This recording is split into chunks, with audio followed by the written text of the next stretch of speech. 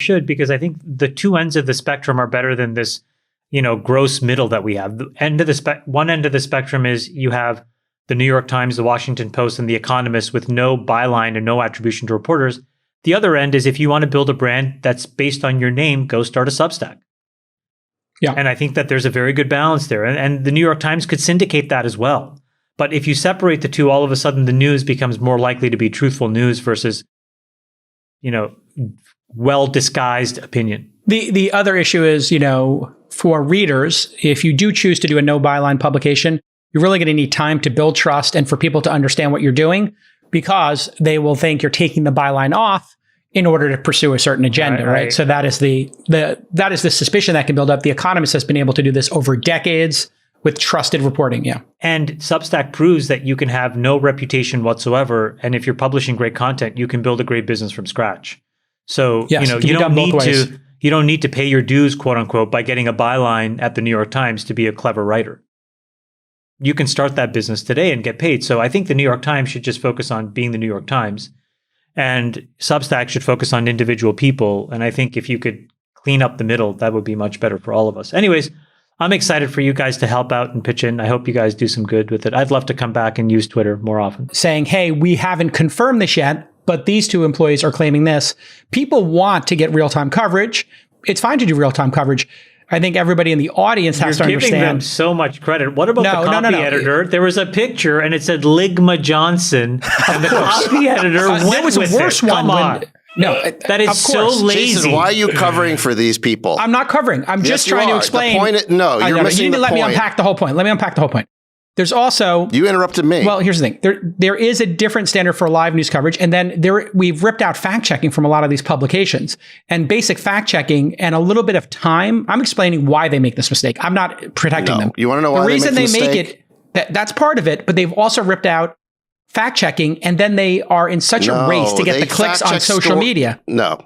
Here's what's going on. If the story fits their priors, they run with it immediately and they don't do any fact-checking because they don't want to know that it's not true. That's what's going on. There is an element of that, They will fact check a story if it's a narrative they don't like, because they're gonna try and make sure it's not true. Yeah, that's true of both sides, and they'll use proxies you're both as well. Sidesing this thing. There's only one mainstream media. This is the mainstream media. Who's the alternative? Fox. What's the alternative? Substack? Fox is the number one news network. The alternative to the mainstream media is the Substack journalists. You think Substack journalists do this? Tell me the writer on Substack who behaves this way. There's a lot of different ones there. So who got fooled? It's funny in the case of Ligman Johnson. It's not funny in the case of the 4chan board. But these are people who are inventing stories because there's a certain narrative. To manipulate media, To manipulate media because they know it's so easy to manipulate the media. Right. Anyways, big shout out to Rahul Ligma. That was a great stunt. Well played, sir. Also happens to be a huge fan of the All In podcast, apparently. Well played, sir. He's welcome on as a bestie guestie anytime he wants. Oh, no. Well played. Definitely not, please. Well played. All right, we should talk about layoffs in tech. Lyft, 13%. Riff, 700 employees like our yesterday. Stripe, 14% Riff, 1,000 employees. Open Door, Chime, Dapper Labs, all hundreds of employees. Open Door, the most significant there, 550. 18%. Dapper, 22%. And Twitter, we'll see what the riff winds up being, but that's occurring as we're taping here. So, and then Jason, Apple did a pause, Amazon did a pause, right? And Google and Facebook hiring pause. Yeah, maybe signaling a pause, but haven't. They've been hiring absolutely at a crazy pace. And we'll pull up the chart here. Actually, it's instructive to look at Facebook and Google because they have not slowed down by any stretch of the imagination. Just by the raw numbers, this all started to peak in June and now is starting up again. So there's a website, layoffs.fyi, that's been tracking all these layoffs. You can see the number of layoffs. These are kind of major layoffs and the number of employees impacted. What companies are now bearing down for, they're realizing, oh man, I need to get my cost structure way in line. It is way better now, just to think about this contrast. It's way better to grow at 20% and be profitable than it is to grow at 100% and burn money, because it's not clear where that second company is going to get the incremental dollars they need for growth. And that's just a mathematical realization when rates are 5%. Risk-free rates are 5%. Yeah, I think this is that moment where you see that pivot from growth to profit. Yeah. And, yep. we've been talking about it for 6 months, but this is how it is manifest in Silicon Valley companies is of scale is through layoffs and cost reductions and cost savings.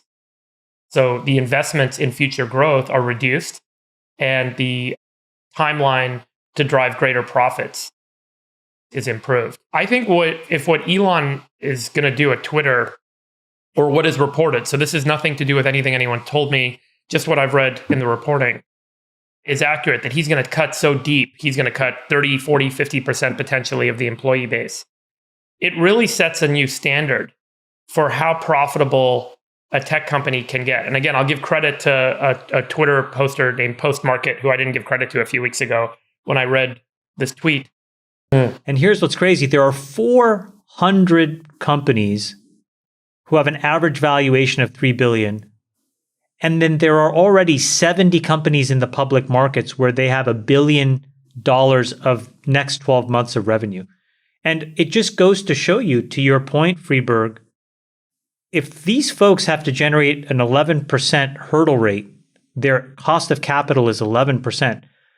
The companies on the left will have to go through a lot of very difficult cost cutting, potentially headcount reductions, repricing of the product, all kinds of things. And many of them have. Yeah. No, none of them have. Oh, of these? Many of these are on the layoff tracker. Yeah, on the left, right. 400. There's almost 500 companies here that have to do an enormous amount of work so that they have a chance to be on the right-hand side of this chart. Yeah. The point is that you didn't have to do this when rates were zero. There was just an abundance of free money and risk-seeking and duration that is now out of the market.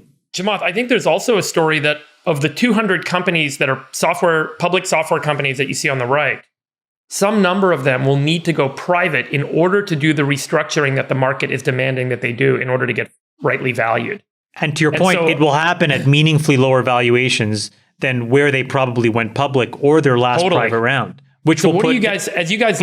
And I would say after Q3 board meetings, like now, the entire portfolio is reforecasting.